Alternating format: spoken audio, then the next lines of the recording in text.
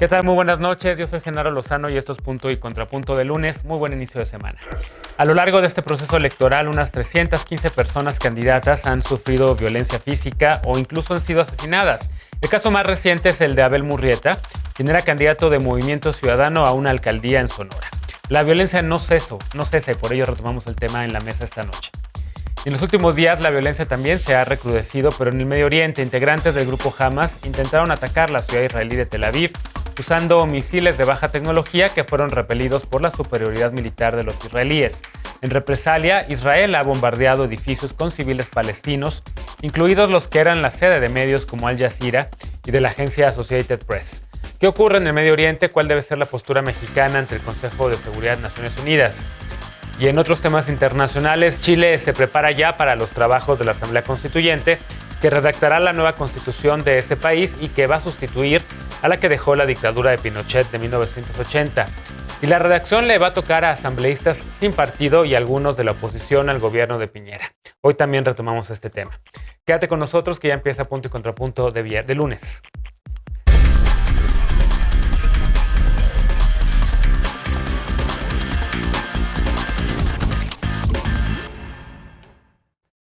En plena campaña, el candidato de Movimiento Ciudadano a la alcaldía de Cajeme, Abel Murrieta, fue asesinado a balazos. Un día antes del crimen, Murrieta grabó un mensaje donde prometía combatir el crimen y recuperar el tiempo perdido y decía no tener miedo. Veamos el contexto. El pasado jueves, mientras repartía propaganda camino a un acto de campaña, Abel Murrieta Gutiérrez fue asesinado. Murrieta era candidato de Movimiento Ciudadano a la alcaldía de Cajeme en Sonora. En el atentado, cometido por un grupo de hombres armados, según los primeros reportes, también resultó lesionada una de sus colaboradoras. Durante los gobiernos de Eduardo Burs y Guillermo Padres, Murrieta fue procurador del Estado. Actualmente era abogado de Adrián Levarón en el caso del ataque ocurrido contra su familia en 2019. En su último acto de campaña, Murrieta dijo que Cajeme dejaría de tener miedo y que iba en serio el combate contra la inseguridad. El coordinador nacional de Movimiento Ciudadano, Clemente Castañeda, dijo que las autoridades locales y federales están rebasadas y las responsabilizó por el crimen. El presidente López Obrador se comprometió a investigar el caso y castigar a los responsables. Este sábado, la Fiscalía de Sonora dijo que fue un ataque planeado y que corporaciones de los 3 órdenes de gobierno coordinarán esfuerzos para aclarar lo sucedido. Durante la campaña electoral se han registrado 315 agresiones contra personas candidatas, de los que 13 se consideran graves. El pasado 30 de abril, la Secretaría de Seguridad y Protección Ciudadana reportó que se habían registrado 234 casos de amenazas o agresiones, 81 menos que los presentados por el presidente en su conferencia del viernes. Punto y contrapunto. Noche de lunes, aunque yo ya hubiese dicho viernes, y como cada lunes y miércoles, Lisa Sánchez, directora general de México Unido contra la Delincuencia. ¿Cómo estás, Lisa? ¿También ya Muy queriendo bien, que el sea lunes viernes? que no parece viernes, pero muy bien. Muy buenas noches a todas y todos. Alfredo Lecona, activista y analista. ¿Cómo estás, querido Alfredo? No te estamos oyendo, creo que está tu teléfono, tu mic muteado. A ver. Perdón, ahí, típico. Sí, no se Hola, escucha. hola. Ahí está ya, ahora sí ya te escuchamos. ¿Cómo estás? Bien, querido Genaro, buenas noches a todas y todos. Buenas noches. También nos acompaña Eder Guevara, fundador de Morena y antropólogo, como cada lunes y miércoles. ¿Cómo estás, Eder? Querido Genaro, buenas noches a todas y todos. Igual con la campaña, ya no sé en qué día estamos. Y Frida Gómez, feminista y analista, amiga de este espacio. ¿Cómo estás, Frida? Bienvenida. Bueno, muchísimas gracias, un gusto estar con ustedes. Bienvenida, regreso. Pues bueno, retomamos lamentablemente este tema. Y digo lamentablemente porque creo que es como la tercera o cuarta vez que lo platicamos o que lo debatimos en este espacio por la violencia que ha habido contra personas candidatas. Recientemente hablábamos sobre la suspensión de campañas en el estado de Michoacán y me parece que en Guerrero por la violencia. Ahora acontece este hecho deleznable, condenable, del asesinato de un candidato que además era abogado de la familia Levarón, allá en el estado de Sonora. ¿Cómo lo ves, Lecona? Y una vez más, ¿qué se puede hacer para revertir esto? Porque parece ser que desde el 2006 en adelante la violencia y las agresiones y los atentados contra personas candidatas van en aumento y eso es un riesgo notable para la democracia electoral mexicana. Pues yo no tengo en absoluto una respuesta de qué poder hacer, ¿no? Realmente ya vimos que ni estos actos que se han estado haciendo, el presidente convocando un pacto unidad y supuestamente poniendo más énfasis en la protección de los candidatos, está sirviendo para un demonio.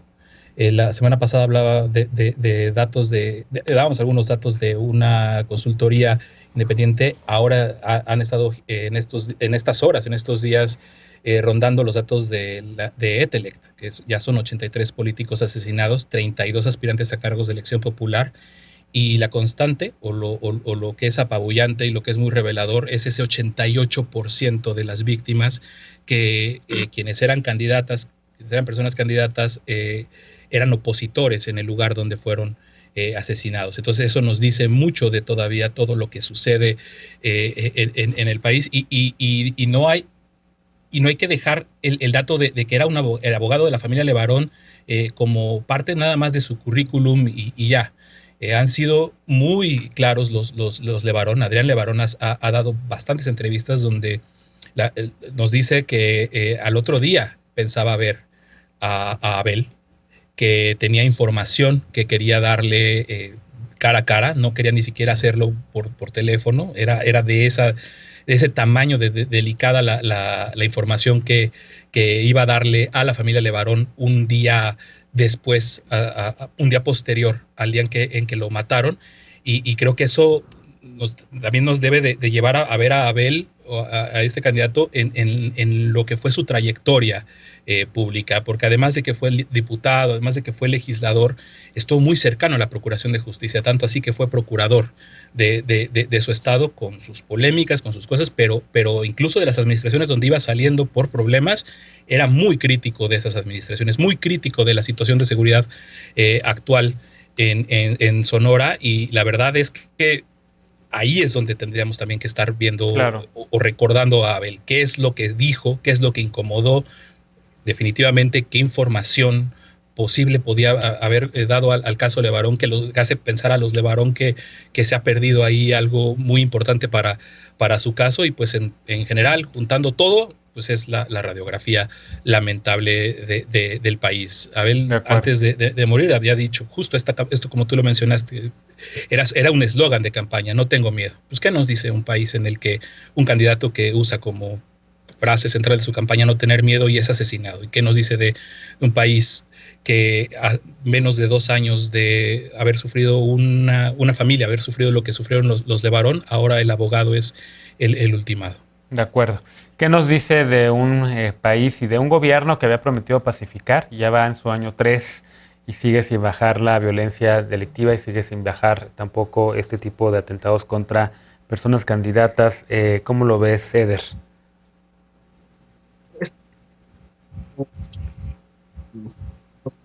No, el audio de... Ahí está. Ahí está. Les decía que este fin de semana hubo mucha violencia en el contexto electoral. También acá en Ciudad Nezahualcóyotl, brigadas de Movimiento Ciudadano golpearon y le provocaron un aborto a una mujer de Morena, brigadista. Creo que no podemos cometer el error de englobar toda la violencia que se está dando como si fuera lo mismo. Ahorita Alfredo decía cuántos candidatos y candidatas han sido asesinadas o agredidas siendo opositoras en el lugar donde disputan. También habrá que ver cuántas de estas personas, una vez que se realicen las investigaciones, y por eso es muy importante que no haya impunidad, que sí se investigue, para determinar cuántas personas han sido agredidas por autoridades municipales, estatales, cuántas por otros partidos políticos y cuántas por el crimen organizado, para dimensionar con mucha claridad qué es lo que está sucediendo en este contexto electoral. Es importante, en este caso específico del candidato de Movimiento Ciudadano en Cajeme, recordar que fue el procurador de los sexenios de Padres y de Eduardo Burs.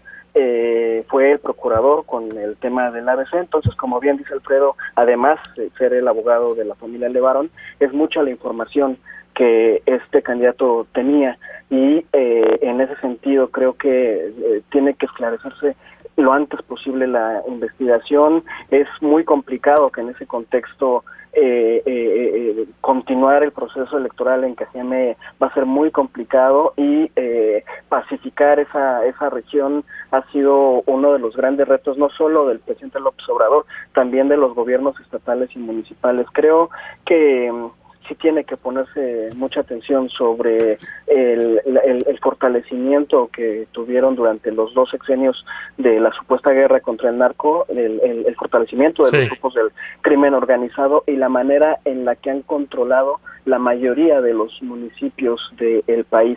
Es ahí, creo que ahí hay una clave muy importante para comprender mucha de esta violencia que tiene que ver con los grupos del crimen organizado en todo el país.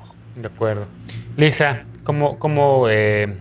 ¿qué decir en esta mesa que, insisto, es la tercera o cuarta en la que hablamos de este tema y prácticamente, pues, como bien decía Alfredo, pues nadie se puede atrever a ofrecer una propuesta de cómo terminar con esto, porque los mecanismos no están funcionando, la protección que se da por parte del Estado a personas candidatas tampoco, los planes de pacificación de este gobierno, que van en su tercer año, insisto, pues tampoco han tenido resultados. ¿Qué hacemos? ¿Cómo hacer? Pues lo primero yo te diría, tuve el infortunio, pero el placer por el otro lado de que el mismo día en que sucedió este cobarde asesinato, pues yo tenía pláticas con medios locales justamente de Sonora que estaban preocupados y pedían respuestas sobre cuál es la situación de inseguridad y violencia en su estado. Y hablando con algunos comunicadores del estado, justamente lo primero que decían es los gobiernos que van y vienen no se atreven a decirnos realmente qué es lo que está pasando, qué explica esta crecida de la violencia, qué explica este pues nuevo esquema de miedo en el que vive la gente en Sonora y por qué ha aumentado así o en cuánto ha aumentado esa inseguridad y esa violencia en Sonora. Y entonces una de las primeras cosas que me dijeron es, por favor, alguien nos puede decir qué está pasando, y creo que merece el auditorio a nivel nacional, pues justamente que pongamos un poco de luz sobre el lugar en donde ocurrió este asesinato, más allá de condenarlo y más allá pues de comprometernos nosotros también con estas soluciones, digamos, que siempre se dan, de que se investigue, de que la Fiscalía colabore con la Fiscalía General, de que al final del día se dé con los responsables y se sancione de manera adecuada, al margen de lo que tú ya decías, que era como cuáles son los planes de protección para todos aquellos candidatos y candidatas que quedan en esta contienda y que por supuesto deberán ser protegidos. Pero en ese sentido, pues, ¿dónde está Sonora? Sonora está en el medio de un conflicto entre 3 bandas criminales dedicadas a las economías ilícitas, no solo el tráfico ilícito de drogas, sino también se están dedicando a la extorsión y se están dedicando a otros negocios ilícitos. Es un estado donde por lo menos en los últimos 4 meses tenemos un acumulado de incremento de homicidios del 35%. 2020 Sonora cerró con 1,616 homicidios dolosos y feminicidios, con meses en donde los repuntes por sexo, por ejemplo, son particularmente alarmantes. Marzo cerró con 20 víctimas de homicidio doloso mujeres, que es un 400% más que su mes anterior. Trae en el tema de los secuestros, por ejemplo, crecimientos también importantísimos de más del 115% solo en lo que va de este año, con 600 casos el año pasado. La extorsión, que trae una variación de 225%, y en el caso de las mujeres variaciones del 1,300% contra el mismo periodo del año anterior, donde también la violencia contra las mujeres ha crecido en un 100% en los 4 meses que van de este año, y donde el año pasado, 2020, por ejemplo, cerró con 5,459 víctimas registradas de este tipo de violencia en la entidad. Ese es el nivel del fenómeno, ese es el tamaño de reto que tiene que enfrentar la autoridad en Sonora, pero no solo eso, sino también justamente poder encontrar en dónde están los puntos de conflicto entre lo que alguna vez fue el cártel de Chihuahua, entre lo que quedó del cartel de Sinaloa, entre la entrada que quiere el cartel Jalisco Nueva Generación, y los reacomodos pues de figuras incluso tan añejas como Rafael Caro Quintero, que parece todavía están pues manejando las rutas de tráfico ilícito de drogas a nivel internacional en el estado. De acuerdo. Y finalmente, Frida, A todo lo que menciona Elisa, evidentemente también le agregamos el Cártel Jalisco Nueva Generación en Jalisco, que también ha recientemente o se le ha atribuido el asesinato de un exgobernador. También se le ha atribuido que está amenazando a candidaturas también en ese estado. Se le está atribuyendo también el levantamiento y secuestro de 3 jóvenes. Recientemente, 3 hermanos cuyos cuerpos también desaparecieron sin vida, y platicábamos en este espacio la semana pasada. Justo eso, Genaro, es lo que me parece más alarmante. Me parece muy alarmante el momento en el que son los grupos del crimen organizado los que prácticamente están definiendo las contiendas electorales, al menos a nivel municipal, y en las formas de colocación desde el momento en el que los partidos eligen qué candidatos van a tener, hasta el momento en el que algún candidato o alguna candidata decide hacer afrentas muy puntuales, declarar lo que en este atentado se dijo días anteriores, que no iba a haber miedo, que no habría ningún tipo de alto ni de tolerancia para el crimen organizado, y que justamente pase esto, porque no es un acontecimiento aislado, y tal como lo comentas, Genaro, creo que es bien importante distinguir los 2 tipos de violencias que se están viviendo en este proceso. Uno que por una parte viene del crimen organizado y que además sí está mapeado y sí tiene una tendencia de cómo se comporta y en qué lugares se comporta. La misma consultora Etelec que mencionaba Alfredo también habla de cómo el 87% de estos crímenes se cometen en las zonas más pobres, en lugares marginales y en zonas que además marcaban ya una tendencia de violencia y de mortalidad bastante alta. Estamos hablando de los lugares en donde este atentado, que así lo llamó también el presidente del Movimiento Ciudadano, Dante Delgado, lugares en donde este tipo de acontecimientos en realidad son el pan de cada día y que saltan a la escena pública justamente porque no es casualidad la forma en la que se comete, no es casualidad el objetivo contra quien se comete, y me parece también muy importante esta otra violencia de la que habla Eder, que es una violencia que si bien se comete más en el contexto electorero, no estamos hablando de los mismos actores, porque por una parte no creo que haya un gobierno, ni local ni federal, con la capacidad para amortiguar todo el poder que los grupos del crimen organizado están teniendo en los territorios, digamos en las células municipales. Y ojo aquí, hace apenas unas semanas, cuando fue el Día de las Madres, el propio Cártel Jalisco Nueva dio a entregar regalos dentro de las comunidades y entregaron desde electrodomésticos hasta dinero en efectivo. Estamos hablando de un abandono tan fuerte por parte de las instituciones que ahora los grupos del crimen organizado no solamente matan, sino que también son una fuerza política en sí misma, no institucionalizada, pero que sí está presente y que sí está asesinando. Déjenme hacer una pausa, no se acaba el tema aquí, pero tenemos que regresar de la pausa para hablar de otro tema también de violencia. El gobierno de México, la diplomacia mexicana pidió al Consejo de Seguridad de la Organización de Naciones Unidas de la ONU pronunciarse ante el conflicto armado en la Franja de Gaza. Regresando al corte, hablaremos de esta nueva escalada de la violencia entre Israel y Palestina. Volvemos a Punto y Contrapunto, no te vayas.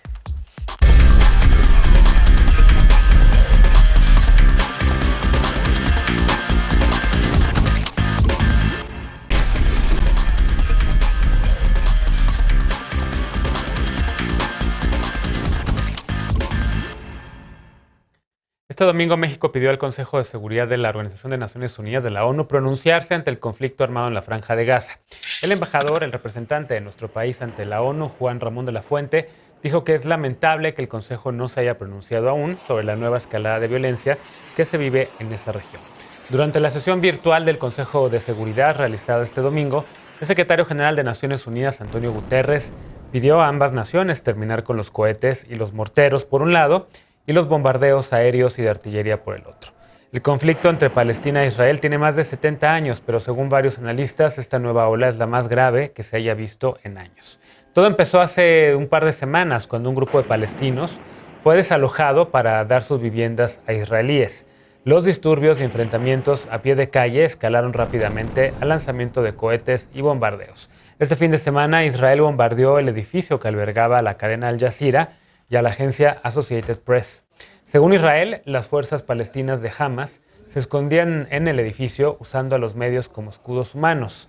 Aunque es común la confusión de que las diferencias entre el Islam y el judaísmo son el origen del enfrentamiento, la verdad es sobre un territorio y se trata de Jerusalén. Ayer Guterres señaló que la única manera de resolverlo es volver a las negociaciones para encontrar la manera en la cual estos dos estados convivan en paz, seguridad y reconocimiento mutuo, y con Jerusalén como la capital de ambos estados. A ver, empezamos a hablar de este tema. Evidentemente lo tenemos muy en el radar, pero no hemos podido tocarlo en esta mesa. La violencia ya está creciendo cada día, Eder, y tú has sido bastante enfático en redes sociales también sobre este tema. ¿Cómo lo ves y cuál crees que va a ser la postura de México? Por cierto, el canciller Ebrard y el representante Juan Ramón de la Fuente en efecto pusieron la postura de México condenando la violencia en el Consejo de Seguridad como tal y llamando a la solución de dos estados. Y condenaron también el exceso de fuerza del Estado israelí. Primero, como es la primera vez que hablamos de este tema en la mesa, es importante aclarar que esto no es un conflicto religioso, que no es el pueblo judío que ha sido eternamente perseguido y discriminado contra el pueblo musulmán. Es una política de Estado, del Estado sionista, en contra de un pueblo que está en absoluta desigualdad de condiciones armamenticias, territoriales, etcétera. Tampoco es solamente por el control del territorio de Jerusalén. Ahorita lo que estamos viendo de los bombardeos en la Franja de Gaza es un crimen de guerra. Llevan 8 días de bombardeos en contra de la comunidad, de la población en Gaza, y se calcula que 50,000 familias han perdido su hogar solo en 8 días. Esta afrenta del gobierno sionista es calificada por Human Rights Watch como una política racista y calificó lo que se vive en Gaza como un apartheid. Van 212 personas palestinas asesinadas en estos 8 días, entre ellas 61 niñas y niños, 36 mujeres contra 10 israelíes que han muerto por los bombardeos de Hamas, que por supuesto se tienen que reprobar también. En 2004, la Corte Internacional de Justicia determinó que el muro que bordea toda la Franja de Gaza es ilegal, es inhumano y debía ser destruido. Ese muro ha impedido, por ejemplo, que la población en Gaza tenga acceso a vacunas ahorita en el contexto del COVID, pero desde que se construyó ha impedido que Palestina, que la población en Gaza tenga suministros de agua cotidiana. En 73 años de promesas incumplidas para tener un Estado soberano del pueblo palestino, van casi 54 años de ocupación, y en ese tiempo se calcula que ha habido 650,000 colonos israelíes en Cisjordania, violentando así el Cuarto Convenio de Ginebra, que prohíbe transferir población de una potencia invasora a un territorio ocupado. No es solamente el tema de la capital, las franjas de Gaza y de Cisjordania están siendo asediadas. Gaza porque los quieren aniquilar para tener el control total del acceso al mar Mediterráneo, y Cisjordania porque ahí están invadiendo para ocupar esas tierras que son muy productivas. Ha sido una lucha constante. En 2004 se determinó que el muro era ilegal. En este contexto, por supuesto que se han radicalizado grupos. Hamas desde hace mucho se radicalizó y rompió con la línea de las autoridades palestinas, incluso las cuestiona y también las enfrenta, y han radicalizado sus posturas, pero en nada tiene que ver la capacidad militar de un grupo guerrillero con la capacidad militar de una potencia mundial que además es respaldada por los Estados Unidos, que constantemente les han vendido armas. Incluso ayer Biden autorizó una nueva venta de armamento al Estado sionista de Israel. De acuerdo. Y estaba buscando la postura del gobierno mexicano que el representante Juan Ramón de la Fuente puso en sus redes sociales, solamente que no la estoy encontrando, Lisa. ¿Cómo lo ves tú como alguien que también ha seguido la política multilateral y el hecho de que en efecto, pues supuestamente durante los 4 años de Donald Trump, Kushner, el yerno de Trump, era el enviado especial para la zona, habían encontrado supuestamente la paz, Kushner se fue con ese legado, cambiaron la sede de la Embajada de Estados Unidos a Jerusalén, que es parte también del problema, y hoy estamos viendo toda esta escalada en la violencia en la zona. ¿Cómo lo ves? Creo que este conflicto israelo-palestino es uno de los mejores ejemplos, si no es que es el mejor ejemplo del fracaso de lo que puede ser el multilateralismo y las soluciones alcanzadas a partir de las negociaciones en el seno de la comunidad internacional.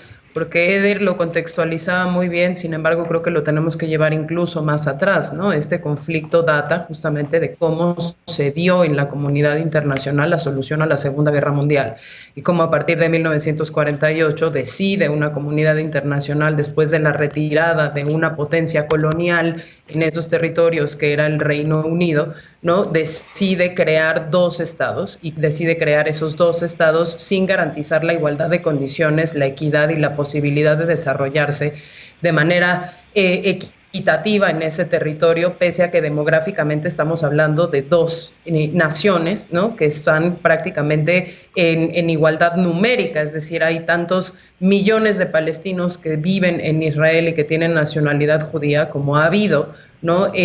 Como hay palestinos en los territorios palestinos y como ha habido esta ocupación que muy bien describía Eder con un uso faccioso, yo añadiría, de las instituciones de justicia del Estado israelí, que han utilizado justamente leyes y juicios que dicen que, bueno, después de la guerra las personas que puedan comprobar que de alguna manera tenían títulos de propiedad y que habían vivido en las zonas que ahora son de control palestino pueden recuperar sus derechos de territorialidad y de propiedad sobre esos espacios, justamente pues desplazando a las familias palestinas que hoy están ahí, que han sido obligadas sobre los años a replegarse justamente a 3 territorios minúsculos, insisto, siendo demográficamente igual de importantes que los israelíes controlan pues prácticamente el 90% de ese territorio que hoy se considera Israel, que antes era Palestina, que estuvo dominado por esa potencia colonial y que hoy los palestinos pues están en el este de Jerusalén,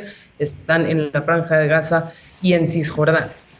Creo que además ese fracaso internacional lo estamos viendo hoy, hablando un poco de la posición de México en el Consejo de Seguridad, justamente porque potencias coloniales que fueron parte de este arreglo, como pueden ser Francia, como puede ser el Reino Unido, como puede ser Estados Unidos, o incluso nuevas potencias que emergieron en el Medio Oriente, que son, digamos, los aliados sunitas del lado palestino, Irán, Turquía más recientemente, y los que ya se han ido paulatinamente retirando, como podían haber sido Qatar, Emiratos Árabes Unidos y Arabia Saudita, no han podido dar una respuesta contundente que lleve a la resolución del conflicto y según, digamos, como los 3 expertos que ven esta región del mundo desde los ojos mexicanos, que serían Marwan Soto, Mauricio Meshulam o Jacobo Dayan, pues los 3 coinciden en que estamos frente a un conflicto que ha decidido ser administrado pero no resuelto.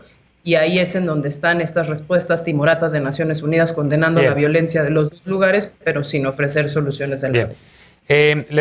Me falta todavía escuchar a Frida y a Lecona y tenemos 3 minutos de programa. Les pido por favor brevedad en sus comentarios. La postura de México, impostergable que el Consejo de Seguridad se pronuncie, nada justifica la interrupción violenta de servicios religiosos, condena el uso desproporcionado de la fuerza, condena ataques a infraestructura civil y de medios de comunicación en Gaza, así como la solución 2 estados que convivan con fronteras seguras e internacionalmente reconocidas, según la cuenta que sigue de la Misión Especial de México en Naciones Unidas y que tuitea esta fotografía con los puntos y la imagen del representante Juan Ramón de la Fuente. Frida, ¿cómo lo ves?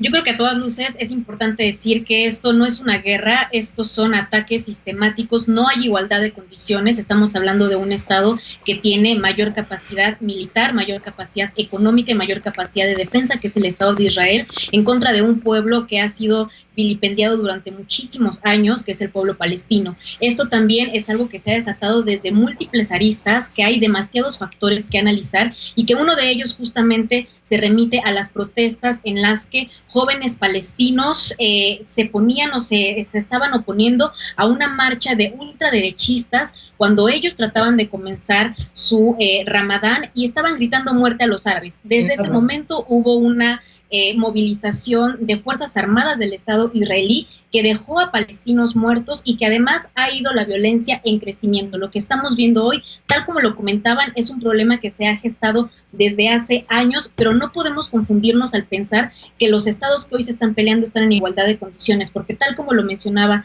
Eder, la fuerza que está en Palestina ha sido una fuerza que crece desde la resistencia y peor, ningún estado que se está participando de estos conflictos ha respetado la Convención de Ginebra que establece que no se puede dar ningún tipo de atentado ni de violencia en contra de personas civiles, algo que el Estado de Israel sí ha realizado y que además continúa haciéndolo, incluyendo a niñas y niños que hoy forman parte de una estadística de más de 30 fallecidos. Bien, y finalmente, Lecona, tenemos poco tiempo para el corte, entonces te pido por favor mucha brevedad, tenemos 1 minuto y medio máximo. Híjole, pues muy breve, creo que lo que plantea Lisa de la complejidad que sería o que implica que haya un acuerdo o una solución con todo este panorama que tenemos de Naciones Unidas. Y retomando lo que ha dicho Jacobo Dayano, y pude platicar con Jacobo sobre esto, y pues es absolutamente desalentador, ¿no? ¿Qué tendría que pasar para que entendamos que todo está colapsado? Que lo que se ideó para después de la guerra y ese botín, que realmente fue esta repartición de territorios, pudiéramos pensar en un orden distinto, en una forma distinta y responsable de actuar del Consejo de Seguridad de las Naciones Unidas, pues otro conflicto bélico de gran escala a nivel una guerra mundial, ¿no? Entonces, en eso se inscribe esto, en la desesperanza de algo que está absolutamente colapsado. La propia guerra tiene derecho, existe el derecho de la guerra y todo está absolutamente roto. Esta desigualdad de la que nos habla Frida, pues se refleja en la cantidad de víctimas de un lado y otro, ¿no?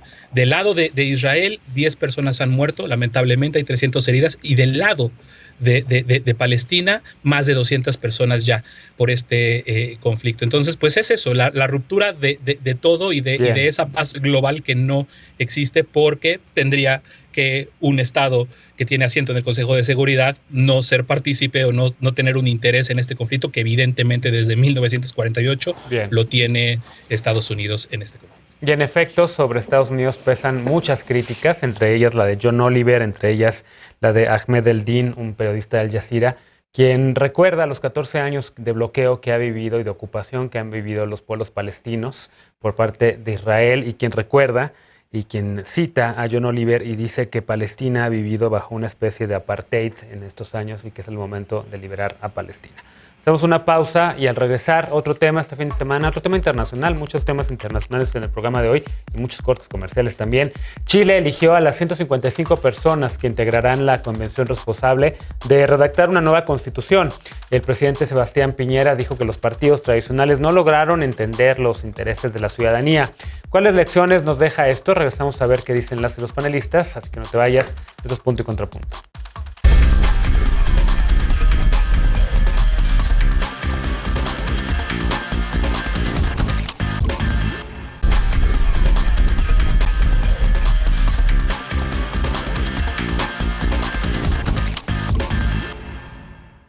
Estamos de regreso para el último bloque de la noche. El presidente de Chile, Sebastián Piñera, acusó recibo del mensaje ofrecido este fin de semana por la ciudadanía de su país.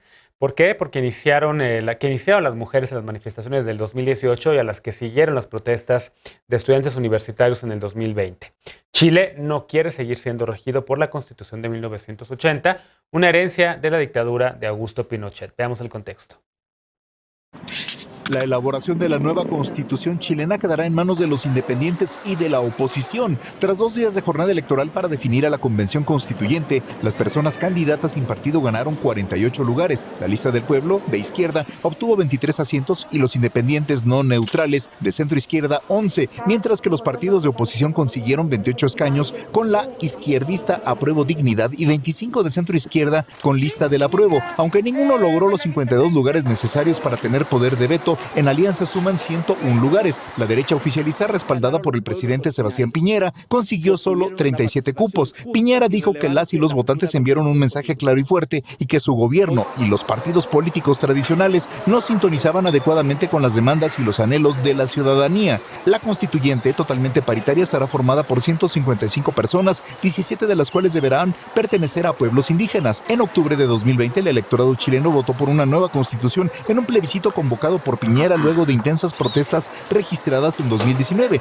El detonante fue el anuncio de un aumento del 4% al precio del transporte público. Ante las protestas, el gobierno declaró estado de sitio, pero las manifestaciones se extendieron en reclamo de la desigualdad, los bajos salarios y pensiones y los altos costos en servicios básicos como alimentos, transporte, alojamiento y educación. La convención tendrá 9 meses para presentar su propuesta de texto constitucional que deberá ser aprobado o rechazado en un plebiscito que se realice en 2022. Punto y contrapunto. Tercer tema a discutir esta noche, y empiezo contigo, Lisa. ¿Te gustan los temas internacionales? ¿Le sabes a los temas internacionales? Y también es refrescante que hablemos de otros temas porque evidentemente el mundo no se termina en el ombligo mexicano. ¿Cómo ves lo que está ocurriendo en Chile? Un duro golpe para los partidos oficialistas y para la derecha. Totalmente, yo creo que lo que primero tenemos que festejar es que el día de ayer, pues Chile para esta constituyente votó mujer, ¿no? Y es uno de los primeros ejemplos, y lo decía por ahí nuestro colega ocasional de mesa, Pablo Collada, que había sido la primera vez en la que estábamos viendo una corrección de cuotas de género en favor de los hombres y no en favor de las mujeres, porque masivamente se salió a votar por mujeres, pero se quería una asamblea constituyente paritaria y en ese sentido unas correcciones de género pues le dieron a hombres la entrada a esta asamblea constituyente, pese a que el popular estaba orientado hacia las mujeres. La segunda cosa creo que es la lección enorme que tiene que aprender el sistema de partidos chileno, porque evidentemente entraron a esta nueva asamblea constituyente muchos más independientes, porque hubo movimientos nuevos, ya no tanto de centro izquierda, sino más de izquierda, que abrieron sus cupos a las candidaturas independientes y ganaron masivamente ellos por encima del voto a los partidos tradicionales. De hecho, había algunos analistas por ahí que dicen que si el resultado de esta jornada del fin de semana se replicaba en las elecciones parlamentarias de noviembre, ¿no? Y dadas las reformas legales que impedían que después, por ejemplo, de resultados como estos se volvieran a hacer fusiones distintas en la elección, pues tendrían que disolverse bastantes partidos de centro izquierda y bastantes partidos de centro derecha en el panorama político chileno, algo que vamos a tener que estar monitoreando en los meses por seguir. Me da muchísima emoción también que hubo liderazgos que fueron reprimidos durante muchísimos años, sobre todo en la comunidad de los mapuches, que llegaron precisamente a poder ser redactores de esta nueva constitución y que mayoritariamente estamos hablando de redactores jóvenes. La edad promedio es de alrededor de los 45 años, pero en un país que durante muchos años estuvo dominado por una gerontocracia, ¿no? 103 independientes. Y bueno, vamos a seguir viendo aquí qué más nos da el proceso de esta constituyente. A mí, por lo pronto, me dio muchísimo gusto porque al final del sábado teníamos muchísimo miedo porque los jóvenes no habían salido a votar y estaban saliendo a votar mayoritariamente, pues las movilizaciones pagadas por el interés económico del gran capital, ¿no? Las regiones más ricas de Chile fueron las que primero se dieron cita en las urnas, pero esto se corrigió el día de ayer y bueno, interesantísimo proceso el que seguramente América Latina va a tener que aprender. Colombia en primer lugar, con cómo están las cosas ahorita. Sin duda. Frida, ¿cómo lo ves tú? ¿Qué más destacaría de todo este proceso que estamos viendo allá en Chile? Coincido totalmente con Lisa, la verdad es que es aire fresco para América Latina que el feminismo, no solamente que las mujeres, sino que mujeres voceras de la marcha del 8 de marzo, mujeres feministas que han impulsado toda una serie de protestas contra los feminicidios, contra la violencia machista, se haya colocado como las principales protagonistas de esta elección. Y algo bien interesante de la forma en la que se va a integrar la constituyente es también la fuerza que van a tener los bloques de la izquierda, que me parece también una lección muy importante y que es ejemplar para el contexto en el que vivieron en Chile, porque el veto al oficialismo, como lo han llamado algunos analistas, sí fue tan marcado que el oficialismo prácticamente ni siquiera va a alcanzar a hacer la tercera fuerza o a tener un tercio de los números, y eso también me parece muy importante porque una tendencia que es irreversible tanto de las comunidades en las otras elecciones que se tuvieron como en la forma en la que se integra la constituyente, pues es el triunfo del Partido Comunista y de la manera en la que los protagonistas de la izquierda, que no necesariamente se integran como oposición, han ido construyendo ciudadanía y han ido destacando. Y algo para cerrar que me parece también pues muy, muy bello y muy positivo es que al momento de generar justamente las últimas métricas y la forma en la que regionalmente se integró, pues fueron las voces juveniles, fueron las voces opositoras y fueron las organizaciones aquellos que traían las grandes cantidades de dinero para movilizar, no fueron aquellos que han tenido las voces de manera preponderante en medios de comunicación oficialista o en las narrativas dominantes, sino que fueron grupos de ciudadanía que desde la protesta, desde la calle y desde la construcción de comunidad lograron tener lo que hoy tienen, que es un espacio para redactar las nuevas reglas del juego, y eso me parece un ejemplo maravilloso a nivel mundial. Bien, y Lecona, ¿cómo lo ves tú? Sí, coincido. Creo que si alguien tiene algún interés particular en entender una democracia, en entender cómo de repente los poderes fácticos en un Estado, que es la definición de Ferdinand Lassalle, que a mí más me gusta de lo que es una constitución, esa convergencia de poderes fácticos que definen una forma en que una sociedad va a vivir, pues es el caso chileno, que empezó con protestas, que empezó con con esos elementos de una democracia muy quebrada, muy quebrantada, con un gobierno terrible de derecha como el de Piñera, y que encima de todo esto hoy ese gobierno y ese grupo no le quede más que reconocer la planadora que les acaba de pasar, pues definitivamente es una buena noticia, y digo que es súper interesante ver el proceso y ver lo que va a pasar, porque aquí podemos entender muy bien por qué las constituciones son rígidas en este caso, porque de hecho está bien que no haya predominado una sola visión de país, que nadie tenga el derecho de veto, porque la Constitución no está ni para unos ni para otros, tiene que ser una Constitución para todos. En ese sentido, pues por supuesto que también sorprende y hay que poner la atención en la participación, en el nivel de participación. Solo salieron a votar 43% de las personas que pueden hacerlo, cuando justo en el plebiscito de 2020 que nos llevó a esto, la participación fue del 50.9%. Entonces, una baja participación, pero pues sin duda la voz de quienes quieren transformar su país y quienes quieren incidir y quienes quieren tomar el control de la situación, para decirle de alguna forma, pues son los jóvenes, son las mujeres. Entonces son mensajes muy positivos que hay que ver cómo se traducen en un texto de una constitución que tendría que aspirar a ser la constitución más progresista de la región, ¿no? Ojalá. Ya hay muchos elementos que os va a dar. Y por último, esta sorpresa de la que ya hablaron mis compañeras, la sorpresa de los independientes, que bien dicen, ¿no? 48 escaños de los 155 que tampoco nadie se esperaba. No nada más es una cosa de la polarización, ¿no? Porque sí, lo vemos en nuestro país, ahora en pleno proceso electoral, claro, nuestras propias crisis, lo vemos en Colombia, siempre se usa el argumento de la polarización como si fuera dos visiones solo las que están en disputa en un país. Creo que este tipo de cosas nos están demostrando que no, que el hartazgo es hacia la clase política, y que en este caso el electorado supo traducir y castigar bien un mal gobierno. De acuerdo. Y una herencia de una dictadura. Así es. Finalmente, Eder, ¿qué te dice todo este proceso? ¿Cuáles son las lecciones para México? Está interesantísimo. No solamente votaron a mujeres, jóvenes y feministas, sino también a comunistas.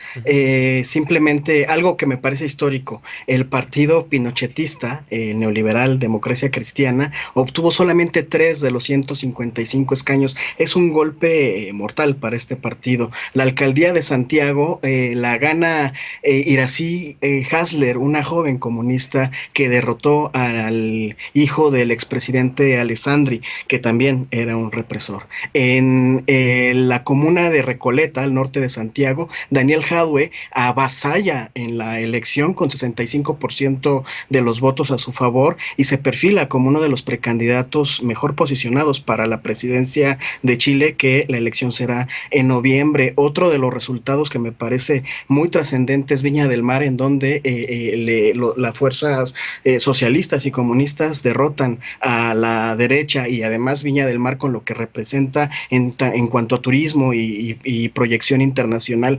Lo que está a punto de suceder en Chile, en la nueva constitución, pero también estoy seguro, si logran un acuerdo de unidad en la presidencia, es la derrota definitiva de uno de los bastiones del neoliberalismo en América Latina. Es simplemente en donde, gracias al golpe de estado de Pinochet en contra de Salvador Allende, inicia el proyecto neoliberal para para nuestra región. Entonces es un golpe histórico y como bien decía Lisa, Colombia también tiene que poner sus barbas a remojar, y con lo cual solamente quedaría Brasil como uno de los grandes bastiones de la derecha neoliberal, al menos como se están proyectando las cosas. Me parece que es muy significativo. Habrá que estar muy pendientes de las propuestas que generen de la nueva constitución por el perfil mayoritario de las y los constituyentes, y seguramente de ahí sí que podremos sacar muchas lecciones. Bien. Y la otra es que efectivamente el bipartidismo rosa o descafeinado fue derrotado. Mucha de la gente que se asumía izquierda institucional también fueron avasallados porque traicionaron los principios que la ciudadanía enarboló y que ahorita en este proceso electoral defendió con mucha fuerza. De acuerdo. Vamos a darle seguimiento también a lo que ocurra allá en Chile. Apenas inician los trabajos de redacción de esta nueva constitución y voltearemos cuando sea el momento y retomaremos el tema aquí en la mesa. Hacemos una pausa y regresar nos despedimos de las panelistas y los panelistas de esta noche con la paparrucha, así que no te vayas.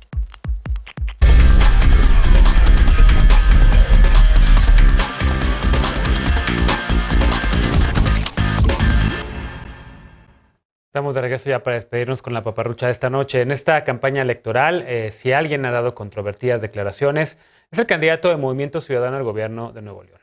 Así es, se trata de Samuel García, el mismo que tomó un curso para aprender a planchar, el que criticó a su esposa por enseñar mucha pierna y quien asegura que los del norte trabajan, los del centro administran y los del sur descansan. Pues él volvió a levantar revuelo. Este sábado, García criticó que en todas las entidades del país las y los estudiantes reciban los mismos libros de texto. Según el senador con licencia, la Secretaría de Educación Pública, la SEP, impone desde el centro del país lo que los estudiantes de Nuevo León deberían aprender.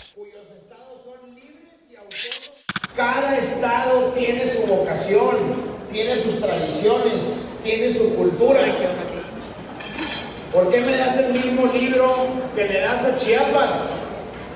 Si acá somos otra vocación. Como solución, el candidato propuso crear nuevos modelos educativos y que cada entidad, empezando por la suya, tengan sus propios libros acordes a su propia cultura, dijo. Habría que recordarle al senatore, como él mismo se llamaba, que de eso se trata pertenecer a un país, sin importar acentos, culturas o costumbres, todos pertenecemos a la misma república y, por cierto, la SEP no se impone, pues es obligatorio que considere la opinión de los gobiernos de los estados al elaborar los libros de texto, así como las realidades y contextos locales. Además, las autoridades educativas de los estados y municipios pueden solicitar modificaciones para atender el carácter regional o el local del proceso de enseñanza-aprendizaje. Así que no caigas en paparruchas electorales ni bajes la guardia. Aunque hayas recibido ya la vacuna, sigue manteniendo la sana distancia, lávate las manos bien y con frecuencia, utiliza cubrebocas, especialmente en espacios cerrados y no ventilados. Por lo pronto, gracias. Nos vemos mañana a punto a las 11 para Punto y Contrapunto. Gracias, Frida. Bienvenida de nueva cuenta. Gracias, Eder. Gracias, Lisa. Y gracias, Lecona. Un abrazo. Nos vemos por acá con ustedes el miércoles. Nos vemos mañana con los panelistas de martes y jueves. Soy Genaro Lozano. Descansa. Muy buena noche.